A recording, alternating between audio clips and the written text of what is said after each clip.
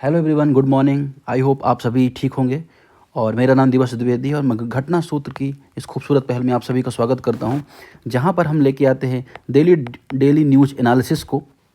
और हम चर्चा करते हैं जो भी इम्पोर्टेंट न्यूज़पेपर हैं, खासतौर पे द हिंदू हो, इंडियन एक्सप्रेस हो, इकोनॉमिक्स टाइम्स हो, तो उनमें जो भी आर्टिकल हैं जो सिविल सर्विस से रिलेटेड हैं उनको हम यहाँ पे देखते हैं, उनके बैकवर्ड फॉरवर्ड लिंकेजेस को देखते हैं। साथ ही इस सीरीज़ में हम एमसीक्यूज भी डिस्कस करते हैं जो करंट अफेयर बेस्ड होते हैं, आंसर राइटिंग भी करते हैं। तो काफ़ी कॉम्प्रिहेंसिव सीरीज है जहाँ पे हम आपको पीडीएफ प्रोवाइड करते हैं हिंदी व इंग्लिश में, और इसे आप टेलीग्राम चैनल में डाउनलोड करके ज्वाइन करके आप वहाँ से डाउनलोड कर सकते हैं। तो अगर आप बात करें आज कौन कौन से आर्टिकल न्यूज़ में हैं, वहाँ पर पहला आर्टिकल है भारत में बढ़ती ऊर्जा मांग व हाइड्रोजन तत्व के बारे में। जो हाइड्रोजन एनर्जी है उसके बारे में थोड़ा सा देखेंगे, समझेंगे क्या प्रोसेस होती है, सारी चीज़ें। फिर दूसरा आर्टिकल बात करेगा संयुक्त युद्ध अभ्यास केंद्र नई दिल्ली में रक्षा साहित्य प्रोग्राम हुआ है, कलम व कवच। तो इसका नाम इंपॉर्टेंट है, फिर भी थोड़ा समझेंगे। यूरोपीय जो व्यापारिक समझौते की बात चल रही है, आप देखे होंगे यूरोपियन यूनियन से फ्री ट्रेड एग्रीमेंट की बात भारत की चल रही है, और उसकी दिशा में कुछ जो डेवलपमेंट हुए हैं, साथ ही साथ क्या क्या अलग अलग ट्रेड एग्रीमेंट्स होते हैं उनके बारे में देखेंगे। इसके अलावा ये बीपीएससी स्पेशल आर्टिकल है, इसे हम यहाँ पे नहीं देखेंगे। भारत को आवश्यक बीआईटी एक इन्वेस्टमेंट मॉडल की आवश्यकता है, उसको यहाँ पे जानेंगे। साथ ही साथ एक मंटिस श्रिम्प है जो कहते हैं कि एक ढाल की तरह होती है, उसे आप देखेंगे कि क्या है इसके बारे में, और इंडियन आर्मी किस तरह से इसमें कुछ चीज़ें सीख सकती है, यहाँ से अडॉप्ट कर सकती है। मुख्य परीक्षा में एआई से रिलेटेड आर्टिकल कि भारत में जो एआई का रेगुलेशन है उसको लेकर। फिर भारत अमेरिका के बीच द्विपक्षीय व्यापार समझौते की बात चल रही है, जहाँ पर आप अभी देखेंगे टैरिफ के काफ़ी सारी बातें चर्चा में रही हैं, जिसका वैश्विक नकारात्मक प्रभाव दिखाई दे रहा है। वो तो उससे जुड़ा हुआ ये आर्टिकल है। विधानसभा प्रक्रिया में लोकतंत्र की उद्घोषणा के बारे में है, जो अभी आपने देखा होगा राज्यपाल द्वारा सुप्रीम कोर्ट की गाइडलाइन आई राज्यपाल के विवेकाधिकार पर, तो उससे संबंधित आर्टिकल है। तो स्टार्ट करते हैं, हम बात करते हैं भारत में बढ़ती ऊर्जा मांग व हाइड्रोजन तत्व को के बारे में। संदर्भ में अगर देखें तो नेट जीरो अर्थव्यवस्था संक्रमण के लिए ऊर्जा अनुप्रयोगों के लिए व्यापक विद्युतीकरण और जीवाश्म ईंधनों की जगह स्वच्छ विकल्पों जैसे हाइड्रोजन का उपयोग आवश्यक है। तो आपको पता है कि भारत का पंचामृत टारगेट है, पंचामृत मिशन है, जिसमें भारत ने डिसाइड किया कि 2070 तक भारत नेट जीरो को प्राप्त करेगा। और ये क्यों उठाया गया है, कहीं ना कहीं अगर आप देखेंगे UNFCCC के संगठन के तहत जो भारत ने अपने कमिटमेंट डिसाइड किए हैं उसमें पंचामृत आता है। और उसमें एक पॉइंट ये है जहाँ पर भारत बात करेगा 2030 तक 500 गीगावाट एनर्जी जनरेट करने की, जो नवीकरणीय ऊर्जा से होगी, और 2070 तक भारत प्रयास करेगा कि नेट जीरो हो जाए। अर्थात नेट जीरो का मतलब यह है कि जितना हम कार्बन उत्सर्जन कर रहे हैं उतनी मात्रा में हमारे पास कार्बन को सोखने की क्षमता भी होनी चाहिए। तो कहीं ना कहीं नेट जीरो वो स्थिति कहलाती है। अब उसमें बहुत सारे तत्व होते हैं, जैसे अगर आप देखें खासतौर पर अगर आप देखें ईंधन में, अगर आप देखें दो तरह से आपको दिखाई देते हैं, जीवाश्म ईंधन व गैर जीवाश्म ईंधन। गैर जीवाश्म, तो गैर जीवाश्म ईंधन वो ईंधन होते हैं जो कभी खत्म नहीं होते, नवीकरणीय उन्हें ईंधन भी कहा जाता है, जिनमें सौर ऊर्जा है ना, पवन ऊर्जा है, ये सब आते हैं। उसी में एक आता है हाइड्रोजन ऊर्जा, जो जिसके बारे में यहाँ पर आर्टिकल है। अगर हाइड्रोजन ऊर्जा के बारे में बात करें तो हाइड्रोजन जो होता है, ग्रीन हाइड्रोजन की बात करें तो ग्रीन हाइड्रोजन कैसे बनता है, अगर आप देखेंगे, अगर आप इसको देखें तो आप पाएंगे कि जब पानी होता है H2O होता है, और जब H2O का इलेक्ट्रोसिस किया जाता है उसके बाद अगर आप देखेंगे वहाँ पे तो हाइड्रोजन प्लस O2 प्रक्रिया में उत्पन्न होते हैं। अब यहाँ से अगर आप देखें तो यह हाइड्रोजन गैस है जिसे पानी के इलेक्ट्रोलिसिस से उत्पन्न किया जाता है, जिससे ऊर्जा स्रोत नवीकरणीय या रिन्यूएबल ऊर्जा जनरेट होती है। अब यहाँ पर आप देखें सबसे बड़ी बात ये हो जाती है कि कार्बन उत्सर्जन यहाँ पे नहीं होता। तो ये तो बात होगी ग्रीन जो हाइड्रोजन की। अब इसी तरह का थोड़ा सा इससे रिलेटेड चीज़ है ग्रे हाइड्रोजन। ग्रे हाइड्रोजन अगर आप बात करें, जहाँ पर ग्रीन हाइड्रोजन पानी से बन रहा है, पानी के इलेक्ट्रोसिस से, वहीं ग्रे हाइड्रोजन प्राकृतिक गैस से हो रहा है, वहीं ब्लू हाइड्रोजन प्राकृतिक गैस पर CCS तकनीकी जो होती है वहाँ से हो रहा है। तो इस तरह से अगर आप देखेंगे तो ग्रीन हाइड्रोजन यहाँ पे बात करता है। अब अगर आप बात करें भारत में, अगर आप देखें नवीकरणीय ऊर्जा मंत्रालय के अंतर्गत राष्ट्रीय हरित हाइड्रोजन मिशन संचालित है, जिसका उद्देश्य है ऊर्जा उद्योग मोबिलिटी में डिकार्बनाइजेशन करना, कार्बन मुक्त करना। ठीक है, वर्ष 2030 तक अपेक्षित परिणाम है कि प्रतिवर्ष कम से कम 5 मिलियन मेट्रिक टन हरित हाइड्रोजन उत्पादन किया जाए। जीवाश्म ईंधन की आयात पे 1 लाख करोड़ रुपये से अधिक बचत हो, है ना, 6 लाख से अधिक रोजगार उत्पन्न हो। तो बहुत उसके टारगेट हैं, ये आप यहाँ पे देख सकते हैं। तो ये तो आर्टिकल हमने यहाँ पे देख रहा है कि हरित हाइड्रोजन के बारे में। अब ये इंपॉर्टेंट क्यों है, जाहिर सी बात है, अगर आप देखें पर्यावरण कारण है, जहाँ पर अगर आप देखेंगे कि कार्बन प्रदूषण लगातार बढ़ रहा है, तो ग्रीन हाइड्रोजन से हमें एक वैकल्पिक ऊर्जा प्राप्त होती है, जो शून्य कार्बन उत्सर्जन की दिशा में हमारे कदम को मजबूत करती है। साथ ही साथ अगर आप देखें रणनीतिक कारण भी भारत की ऊर्जा निर्भरता की बात है। आपको पता है कि भारत ऊर्जा के मामले में अभी भी अगर आप देखें तो आत्मनिर्भर नहीं है, उस दिशा में ये इंपॉर्टेंट कदम है। अब अगर इसके बारे में अगर देखें तो हमने यहाँ पर देख लिया कि जो हरित हाइड्रोजन मिशन है, ग्रीन हाइड्रोजन मिशन है, जिस 2023 में शुरू किया गया था, आई थिंक यहाँ पे नहीं मेंशन है, तो उसमें हम लगातार कार्य कर रहे हैं, जहाँ पर 2030 तक 5 बिलियन मेट्रिक टन का हमारा लक्ष्य है। ठीक है, अब इसके अलावा अगर आप बात करें प्रोडक्ट लिंक इंसेंटिव स्कीम में भी हम जो इलेक्ट्रोलाइज़र है, सोलर टूल्स है, उसमें भी लगातार प्रयास कर रहे हैं, हाइड्रोजन कॉरिडोर बना रहे हैं और राज्य स्तर भी लगातार प्रयास हो रहे हैं। इसके अलावा अगर आप बात करें EU जो हाइड्रोजन स्ट्रैटेजी है 2030, अगर आप देखें EU हाइड्रोजन स्ट्रैटेजी 2030 फिर ग्रीन हाइड्रोजन से को लेकर बात करती है। तो यहाँ पर ये सारी चीज़ें देख ली। चैलेंजेस हालांकि हैं, क्योंकि अभी बहुत ज़्यादा कॉस्ट है इसकी, साथ ही इंफ्रास्ट्रक्चर हमारे पास नहीं है, टेक्निकल ग्लिच हैं और तकनीकी जो समस्याएं हैं वह भी विद्यमान है। आय की राह में अगर हम देखें तो रिसर्च एंड डेवलपमेंट को बढ़ाना चाहिए, कहीं ना कहीं इसमें हमें पब्लिक पार्टनरशिप और प्राइवेट पार्टनरशिप को साथ में लाने की आवश्यकता है, जिससे क्या किया जाता है, इलेक्ट्रोलाइजर के उत्पादन को बल मिले, साथ ही साथ अगर आप देखेंगे जो ग्रीन एनर्जी है उसको बढ़ावा दिया जा सके। तो GS3 का जो इन्वायरमेंट टॉपिक है उसमें ये आर्टिकल कवर होता है ना। तो ये आर्टिकल यहाँ पे हमने देखा। फिर वही बात हो रही कि हाइड्रोजन क्या भूमिका और ये सारी चीज़ें, तो आप यहाँ पे देख सकते हैं। बात की परमाणु ऊर्जा योजना के बारे में यहाँ पे आर्टिकल बात कर रहा है कि जो भारत 2047 तक 100 गीगावाट परमाणु ऊर्जा क्षमता का लक्ष्य रखता है ना। और जो ये है NPCIL कई 700 मेगावाट स्थापित करने की इरादा रखे। 2017 में 10 नए रिएक्टर की घोषणा कीजिए, 2024 में 10 की योजना, कुल मिलाकर वर्तमान में 26 इकाइयाँ निर्माणाधीन पाइपलाइन है। तो ठीक है, यहाँ पर यही बात करते हैं कि निम्न कार्बन ऊर्जा बदलाव होगा, उससे क्या फ़ायदे होंगे। कोयले आधारित जो संयंत्र है उनमें अगर देखें उनको रिप्लेस किया जा सकेगा। इलेक्ट्रोलाइजर के माध्यम से हाइड्रोजन उत्पादन यहाँ पे बात कर रहा है। इलेक्ट्रोलाइजर प्रणाली परमाणु नवीकरणीय ऊर्जा से अधिकतम हाइड्रोजन उत्पादन में मदद करती है, सौर पवन ऊर्जा के कटे हुए हिस्से को बर्बाद होने से बचाती है और ऊर्जा भंडार के विकल्प का ये देती है। ठीक है, ये तो बातें हो गई, ये पॉइंट्स हमने यहाँ पर देख लिया। अगर हम देखें NPCIL की आगामी क्षमता 26 रिएक्टरों, कुल क्षमता 700 मेगावाट है। तो जो ओवरऑल जो आर्टिकल का मीनिंग है वो सारी चीज़ें हमने देख ली, इंपॉर्टेंस देख लिया। अब हम अगले आर्टिकल की तरफ बढ़ेंगे। जो आर्टिकल बात कर रहा है संयुक्त युद्ध अभ्यास केंद्र नई दिल्ली में रक्षा साहित्य महोत्सव हुआ है, कलम व कवच 2.0। तो 15 अप्रैल को ये रक्षा मंत्रालय के तहत आयोजित किया गया है रक्षा साहित्य महोत्सव का। इसका दूसरा संस्करण है यहाँ पे। यह कार्यक्रम रक्षा सुधारों के माध्यम से भारत की प्रगति को सुरक्षित करना विषय पर आधारित है। इसका उद्देश्य रक्षा नवाचार, सैन्य बलों का आधुनिकीकरण व रक्षा उत्पादन को पुनर्गठित कर। तो रक्षा क्षेत्र में जो आत्मनिर्भरता को बढ़ावा देने के लिए कहीं ना कहीं अगर आप देखें कलम और कवच 2.0 आयोजित किया गया है। अब अगर आप इसके बारे में देखें तो बस आपको ये याद रखना है कि इससे संबंधित है, डिफेंस से संबंधित है, रक्षा मंत्रालय का पार्ट है। ठीक है, विज्ञान प्रौद्योगिकी मंत्रालय आ सकता है कन्फ्यूजन करने के लिए, कन्फ्यूजन क्रिएट करने के लिए, तो वहाँ पर आपको याद रखना है। विवरण यहाँ पे अगर आप देखें, आयोजक कौन है, स्थान यहाँ दिल्ली में हुआ है और विषय वही रक्षा में आत्मनिर्भरता है। इसके बेसिक पॉइंट यहाँ पे कार्यक्रम प्रमुख क्षेत्र हैं AI है, क्वांटम कंप्यूटिंग, साइबर सुरक्षा, इस सबको क्या करना, प्रमोट करना। साथ ही साथ जो हमारी रक्षा क्षेत्र में हमारा जो आयात निर्भरता उसको कम करना, मेक इन इंडिया को बढ़ावा देना। ठीक है, साथ ही साथ अगर आप देखें भागीदार, अगर आप देखें प्रमुख रक्षा अधिकारी, ये सारी चीज़ें यहाँ पर है।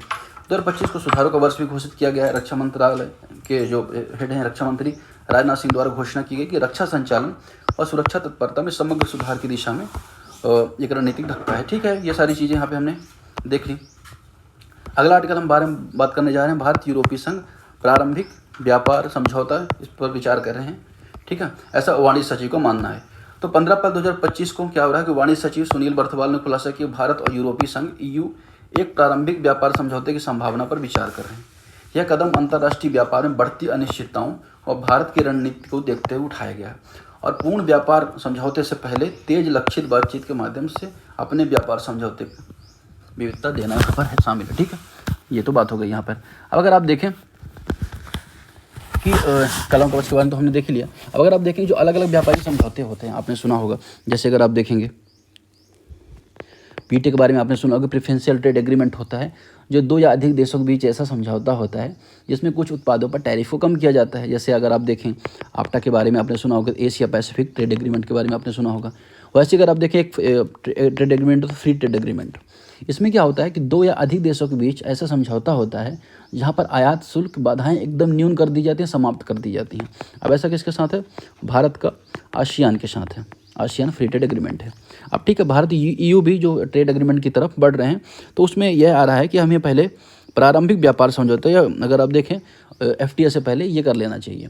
ठीक है, इसके बारे में अगर आप देखें यहाँ पर संस्था का सहभागी, यह आयोजन भारत सरकार के वाणिज्य उद्योग मंत्रालय द्वारा किया गया। इसमें वाणिज्य सचिव सुनील बर्थवाल ने विचार व्यक्त किया। साथ ही साथ भारत और EU के बीच FTA वार्ताओं का 11वां चरण चल रहा है, 2025 को नई दिल्ली में आयोजित किया जाएगा। पूरक रणनीति प्रारंभिक हार्वेस्ट दृष्टिकोण को एक विश्वास निर्माण ढांचे के रूप में लक्षित किया गया, जिसमें पूर्ण FTA से पहले उच्च प्राथमिकता वाले क्षेत्रों पर ध्यान केंद्रित किया गया है। बेसिकली ये है कि अगर आप FTA साइन करने जा रहे हैं उससे पहले एक ऐसा सिमिलर सा ट्रेड एग्रीमेंट हो जाए जिससे क्या किया जा सके, यहाँ व्यापार को स्मूथली आगे बढ़ाया जा सके, व्यापारिक भागीदारी को आगे बढ़ाया जा सके, साथ ही साथ FTA की दिशा में जो कार्य किए जा रहे हैं उसको भी तीव्रता प्रदान की जा सके। ये तो बात हो गई यहाँ पर।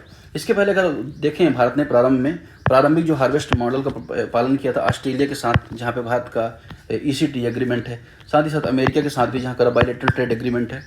तो ये सारी बातें थी यहाँ पर हमने देख ली। ठीक, इसके बारे में और क्या विशेषताएं क्षेत्रीय अगर ध्यान दें, प्रस्तावित प्रारंभिक हार्वेस्ट समझौता EU के साथ खाद्य प्रसंस्करण हो, फार्मास्यूटिकल हो, रसायन उत्पाद, समुद्री उत्पाद, ऑटोमोबाइल, वस्त्र, कागज, चिकित्सा उत्पाद, इन सबको भी क्या किया जा सकता है और FTA से पहले के एग्रीमेंट में इन्हें शामिल किया जा सकता है। बाजार पहुंच लक्ष्य भी है कि भारत IT व डिजिटल सेवाओं के लिए मोड 4 के तहत व्यापक पहुंच चाहता है, जबकि EU भारतीय बाजारों, इलेक्ट्रॉनिक वाहन, लग्जरी सामान व सतत प्रौद्योगिकी प्रवेश करना चाहता है। ये तो बात हो गई। साथ ही साथ अगर आप देखें वार्ता समय रेखा के बारे में यहाँ पे बात है। ठीक है, नियामक सामंजस्य के बारे में बात है कि गैर टैरिफ बाधाओं को कम करना है व जो भी लैग है बीच में उसको कम करने के प्रयास यहाँ पे किया जा सकता है। नेतृत्व की प्रतिबद्धता के बारे में पॉइंट है कि प्रधानमंत्री नरेंद्र मोदी हों, चाहे यूरोपीय यूनियन के अध्यक्ष उर्सुला वॉन डर लेयन हो, 2025 के अंत में प्रगति का मूल्यांकन करने की उम्मीद है ताकि राजनीतिक सामंजस्य को बढ़ावा दिया जा सके। ये तो बात हो गई किसके बारे में, हमने यहाँ पर देख लिया कि जो FTA EU के साथ होने वाला है उससे पहले एक ट्रेड एग्रीमेंट साइन करने की आवश्यकता है उसके बारे में। इसके अलावा मैंने आपको FTA के बारे में बता दिया। मैंने आपको एक और ट्रेड एग्रीमेंट के बारे में अगर बताऊँ आपको, अगर आप देखें comprehensive economic partners cooperation agreement होता है। सेपा के बारे में अगर आप देखें CE होता है, जहाँ पर क्या होगा कि FTA से अधिक व्यापक समझौते होते हैं जिसमें व्यापार के साथ साथ निवेश हो, सेवाएं हो, आर्थिक सहयोग हो, अन्य क्षेत्र भी शामिल होती है। जैसे भारत का सिंगापुर के साथ है। ठीक है, सिंगापुर के साथ है। फिर सेपा के बारे में आपने सुना होगा, सेपा के बारे में जो भारत जापान के साथ है। ठीक है, इसके अलावा बारे में आप जानते हो कस्टम यूनियन के बारे में जानते होंगे। कस्टम यूनियन, यहाँ पर अगर आप देखें कस्टम यूनियन जो होता है जहाँ पर सदस्य देश आपस में व्यापार पर कोई शुल्क नहीं लगाते। ठीक है, और बाहरी देशों के लिए समान आयात शुल्क लगाते हैं। जैसे मान चलिए कि 5 देश मिल गए, उन्होंने कस्टम यूनियन साइन कर लिया, तो आपस में जब वो ट्रेड करेंगे एक दूसरे को, जैसे A ने B को ट्रेड किया, B ने C को ट्रेड किया, तो कोई एग्रीमेंट। लेकिन जैसे ही कोई बाहर से कोई कंट्री किसी देश में उन देशों पर निर्यात करता है तो उस पर क्या करेंगे, एक जैसा शुल्क लगाएंगे। फिर उससे ही बढ़ के होता है कॉमन मार्केट होता है। कॉमन मार्केट के बारे में देखें, कॉमन मार्केट क्या होता है, कस्टम यूनियन के साथ साथ अगर आप देखें सदस्य देशों के बीच श्रम व पूंजी का स्वतंत्र आवागमन होता है। ठीक है, इसके बाद होता है इकोनॉमिक यूनियन, जो यूरोपियन यूनियन की ही बात होती है यहाँ पर। भारत के बारे में अगर देखें, भारत आसियान का फ्री ट्रेड एग्रीमेंट है, भारत कोरिया के साथ सेपा एग्रीमेंट है हमारा, फिर जापान के साथ भी सेपा है, सिंगापुर के साथ CE एग्रीमेंट है। तो इस तरह से भारत ने कई एग्रीमेंट ऑलरेडी यहाँ पे साइन कर रखे हैं। ये तो बात हो गई इस आर्टिकल के बारे में। अब अगला आर्टिकल यहाँ पर देखें,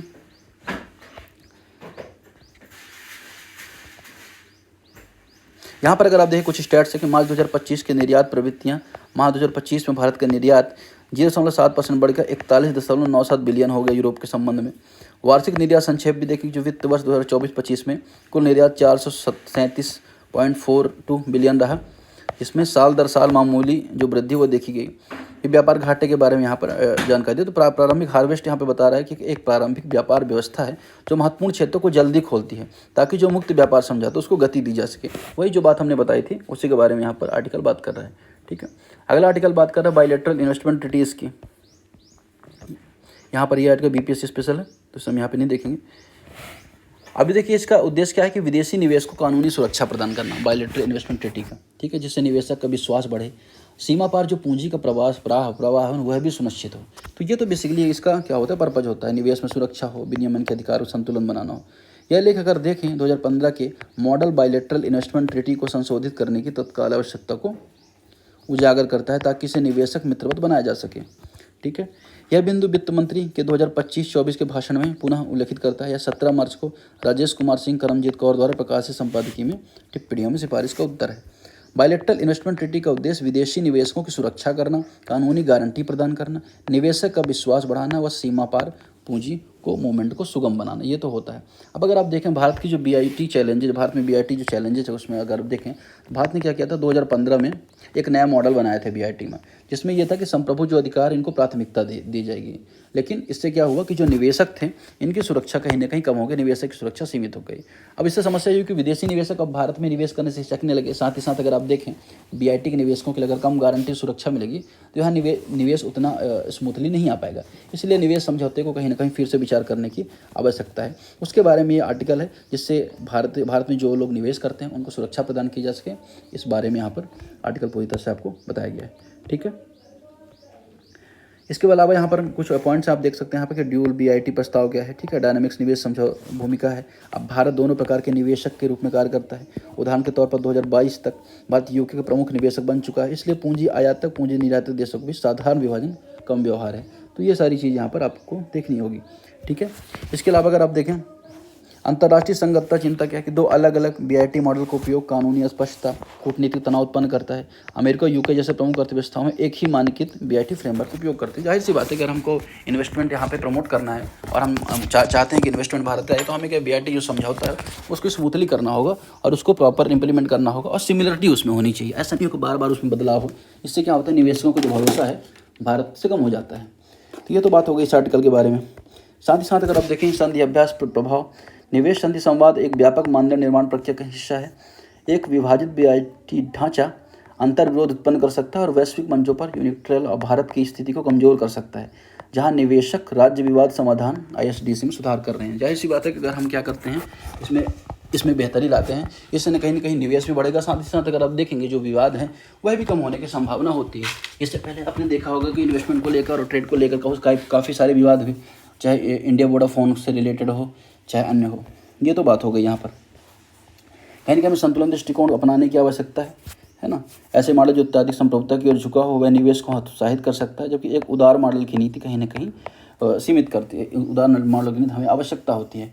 हमने इससे पहले 2-3 दिन पहले एक आर्टिकल पढ़ा था जिसमें बात हो रही थी कि नई उदारीकरण की एक आवश्यकता है, जिसमें अगर आप देखें चाइना से जिस तरह से बहुत सारे देश क्या करते हैं अपना इन्वेस्टमेंट और जगह भी करना चाहते हैं, उसमें भारत एक अपॉर्चुनिटी क्रिएट कर सकता है अपनी निवेश संबंधी नीतियाँ उसको उदार बनाकर, निवेश संबंधी जो कानून है उसको बेहतर करके।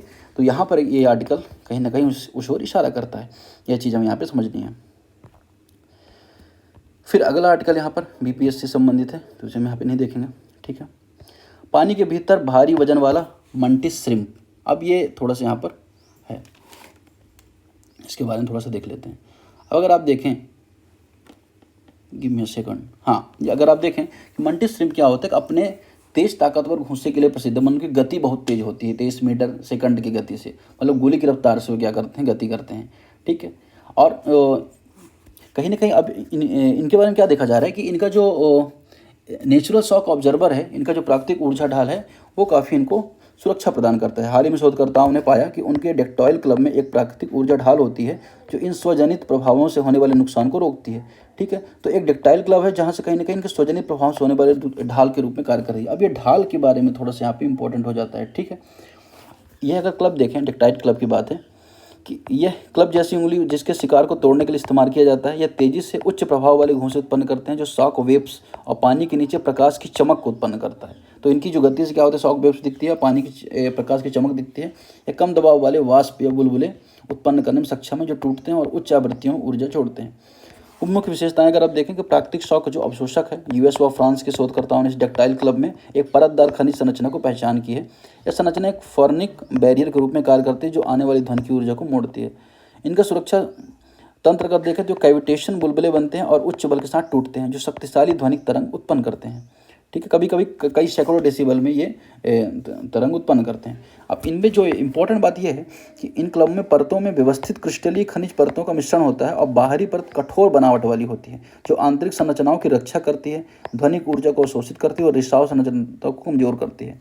ठीक है, अब ये शोध का प्रयोग अनुप्रयोग क्या है कि वैज्ञानिक इस प्राकृतिक मॉडल पर आधारित सिंथेटिक शील्ड डिजाइन बना रहे हैं। अब देखिए, ये सेना की सुरक्षा संबंधित है या वायु प्रेरित जो नवाचार रक्षा कर्मियों हैं उनके लिए कि संवेदनशील उपकरणों में अंतरिक्ष यान में विस्फोट तरंगों से बचाने के लिए इसका इस्तेमाल किया जा सकता है। अगर इतनी ताकतवर इसकी शील्ड है और वैसे शील्ड अगर हम क्या करते हैं वो बनाते हैं और जो भी हमारे चाहे वैज्ञानिक खोज संबंधी क्षेत्र हों चाहे सेना से संबंधित कुछ ऐसे स्थान हो वहाँ पर क्या कर सकते हैं, इस शील्ड का इस्तेमाल किया जा सकता है। और इसलिए क्या हो गया, ये आर्टिकल थोड़ा सा यहाँ पे इंपॉर्टेंट हो गया था।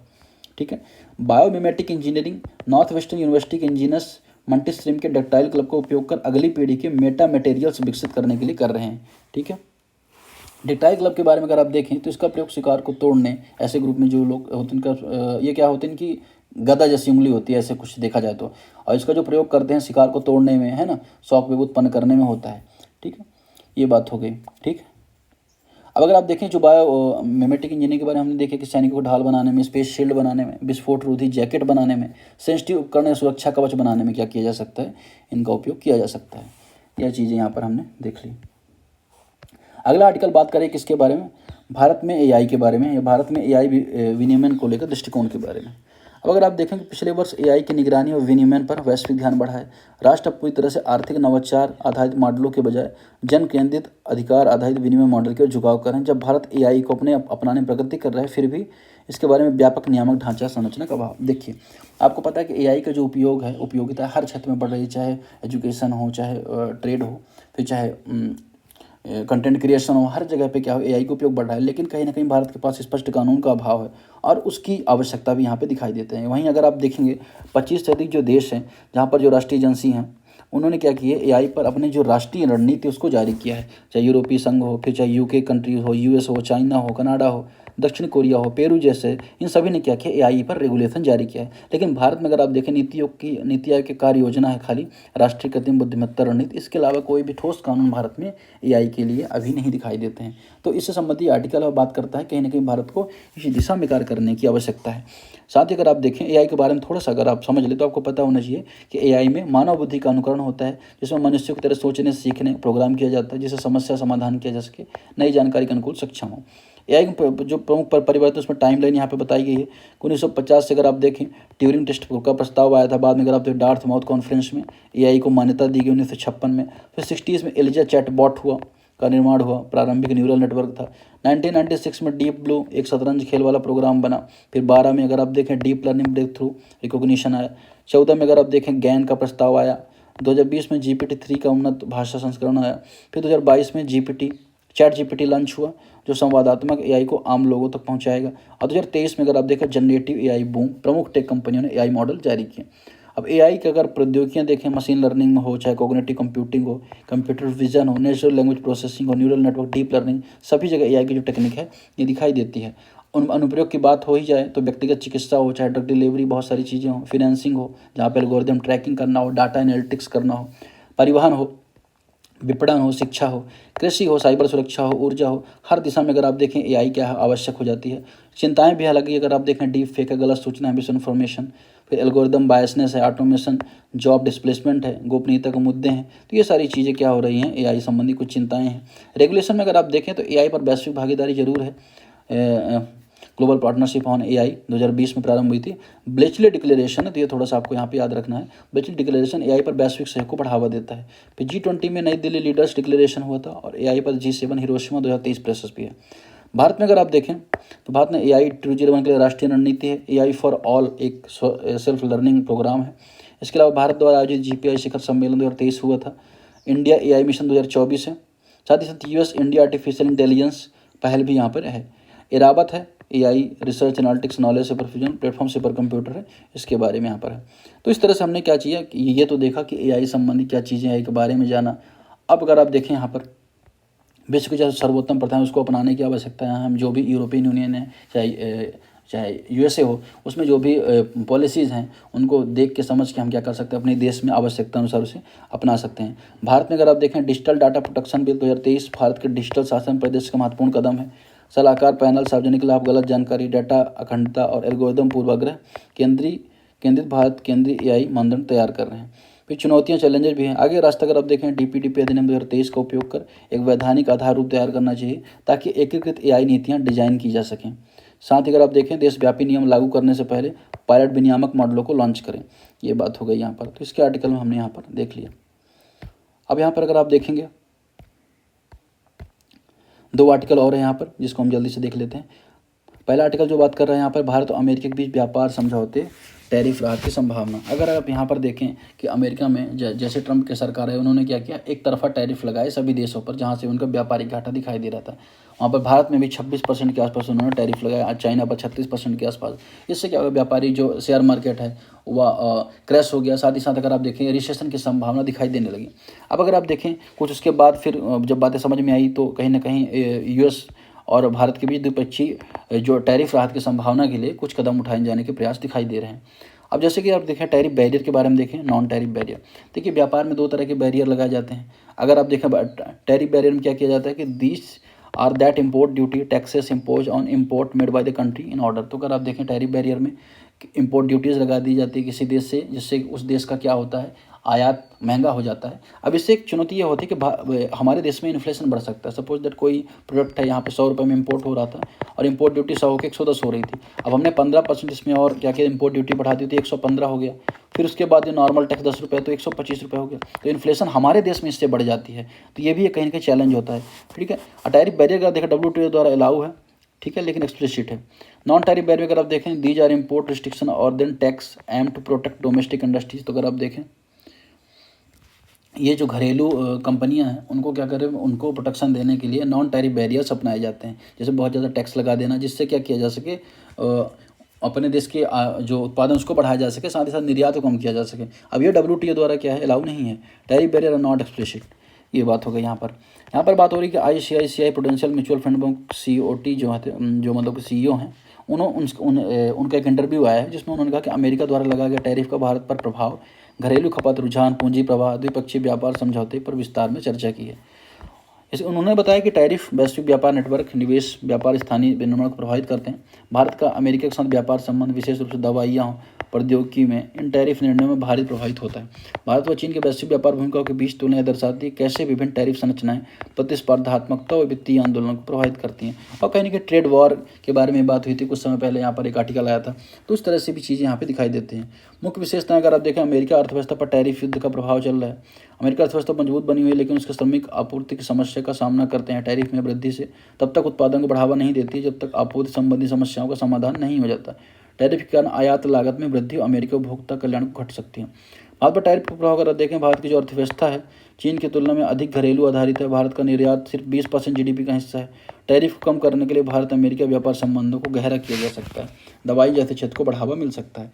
साथ ही साथ चीन के साथ तुलना के संबंध में भी यह बात है कि चीन की निर्यात प्रधान अर्थव्यवस्था इसे टैरिफ प्रभावों के प्रति अधिक संवेदनशील बनाती है। जैसे अमेरिका चीन से आपूर्ति श्रृंखला से दूर हो रहा है, भारत को एक वैकल्पिक उत्पादन के रूप में भरने के अवसर यहाँ पे मिल सकते हैं। उसके बारे में यहाँ पर है। तो फंड फ्लो का स्थिरीकरण, भारत इक्विटी की लंबी आकर्षक बनी रहती है। राजकोषीय असमानताएं क्या कम होती है, तो ये बात होगी। डंपिंग संबंधी चिंताएं कि भारत की जो व्यापार नीति तो घरेलू निर्माताओं की सुरक्षा करनी चाहिए, है ना। तो कहीं ना कहीं ये सारी बातें यहाँ पर चर्चा में है। फिर यूएस चाइना टैरिफ बदलाव के बारे में बात हो रही है कि चीन छोड़ने वाली कंपनियों को आकर्षित करने के लिए भारत क्या कर सकता है, व्यवस्थित लॉजिस्टिक और इंफ्रास्ट्रक्चर उसको क्रिएट कर सकता है। इन्वेस्टर संबंधी जो रूल्स रेगुलेशन उसमें क्या कर सकता है, सुधार कर सकता है, लिबरल कर सकता है। इसके बारे में आर्टिकल था। अगला आर्टिकल बात करेंगे विधानसभा प्रक्रिया में लोकतंत्र की उद्घोषणा। आपको पता है कि यहाँ पर कि तमिलनाडु में हाल में क्या हुआ था कि जो वहाँ के गवर्नर थे उन्होंने क्या किया, 10 विधेयकों को रोक दिया था और कोई समय काल पर उसका उन्होंने डिसीजन नहीं लिया। तो बाद में सुप्रीम कोर्ट में मामला गया और सुप्रीम कोर्ट ने नेचुरल जस्टिस के तहत ये बात बोली कि जो अनुच्छेद 200 है, जिसमें राज्यपाल के पास 4 शक्तियाँ हैं कि बिल को रोक सकता है, बिल पर अनुमति दे दे, बिल को राष्ट्रपति के लिए रिजर्व कर ले, ठीक है, तो उसे क्या समय सीमा पर करनी चाहिए। फिर 201 के चारों ओर घूमता है। 201 में क्या राष्ट्रपति की शक्तियाँ आती हैं, राष्ट्रपति चाहे तो बिल को वापस कर सकता है, उसमें सुझाव दे सकता है ना। तो ये तो बात होती है अनुच्छेद 200 201 की। कोर्ट ने यही स्पष्ट कर दिया कि राज्यपाल को लोगों के जनादेश को व्यक्त करने वाली जो सरकार है उसके द्वारा जो बनाए गए कानून उसको अनिश्चित काल तक निलंबित नहीं किया जा सकता। इससे क्या होता है कि जो लोकतांत्रिक जो मूल्य उनमें ह्रास होता है। तो निर्णय के जो मुद्दे हैं, अगर आप देखें 4 से 14 पृष्ठों का जो फैसला है, इस बारे में यहाँ पर बात करता है। संविधान का पाठ और व्याख्या अगर आप देखें, आपको पता होना चाहिए कि कोर्ट की स्थिति पहले के महत्वपूर्ण निर्णय जैसे कि गोपालन मामला हो, केस पुट्टू स्वामी के अनुरूप हो, जो प्रगतिशील न्यायशास्त्र को दर्शाते हैं, और इसने साधारण लोग के सिद्धांतों को खारिज किया और लोकतांत्रिक सिद्धांतों को इसने सुदृढ़ किया। अनुच्छेद 200 201 की भूमिका अगर आप देखें, अनुच्छेद 200 राज्यपाल के विधेयक को अनुमोदित करने, रोकने और राष्ट्रपति को संदर्भित करने का अधिकार देती है। अनुच्छेद 201 यह निर्धारित करता है कि राष्ट्रपति द्वारा आरक्षित विधेयक पर कौन से विकल्प हो सकते हैं, ये बात हो गई। साथ ही साथ इस निर्णय का बहुत महत्व है, क्योंकि लोकतांत्रिक मूल्यों को बढ़ावा देना हो, चाहे शक्ति पृथक्करण को सुनिश्चित करना हो, चाहे राज्यपाल की जो उत्तरदायित्व है उसका निर्वहन करना हो, है ना, और लोकतांत्रिक मूल्यों को स्थापित करने की दिशा में यह जो कदम है न्यायपालिका का, महत्वपूर्ण दिखाई देता है। अगर आप देखें नवीनतम आकर, तो सुप्रीम कोर्ट ने निर्णय में तमिलनाडु राज्य द्वारा कई विधेयक मंजूर देने देर के खिलाफ उठाए कदमों पर आधारित था। इसने शमशेर सिंह बनाम पंजाब राज्य 1974 का हवाला दिया, जिसमें यह पुष्टि की गई है कि राज्यपाल को मंत्रिमंडल की सलाह पर कार्य करना होगा। सुप्रीम कोर्ट ने यूके सुप्रीम कोर्ट के ब्रेग्जिट निर्णय और आर मिलर बनाम प्रधानमंत्री 2019 के उदाहरण के साथ यह बताया कार्यकारी प्रतिक्रियाओं को समयबद्ध करना आवश्यक है। एग्जीक्यूटिव पावर अगर आप देखें राज्यपाल के पास होती है तो उससे आवश्यक हो जाते है कि उसे वो समय पर करे, समय पर कार्यों का निष्पादन करे। तो आज के लिए फिलहाल आर्टिकल में इतना ही, तब तक के लिए धन्यवाद।